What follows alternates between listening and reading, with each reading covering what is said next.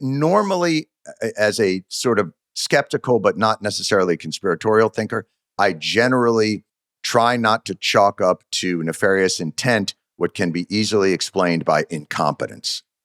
Right. But their incompetence feels like we can't chalk up. It feels nefarious.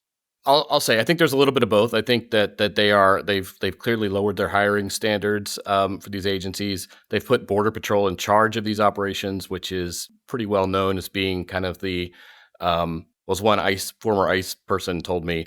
The FBI is kind of the varsity team. ICE and HSI are the junior varsity, and Border Patrol is kind of like the drunken office softball team. And like that's basically who the administration has put in charge of everything. And by the way, if you're Border Patrol, what are you doing in Minneapolis? Is that so? Are they guarding the border to St. Paul? Like, what are we doing?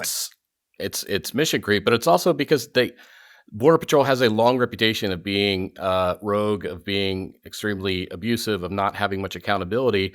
And I think this gets to the second point, which that is who the administration wants in charge of this. They want to inflict terror. They want to scare people. They want people to be miserable.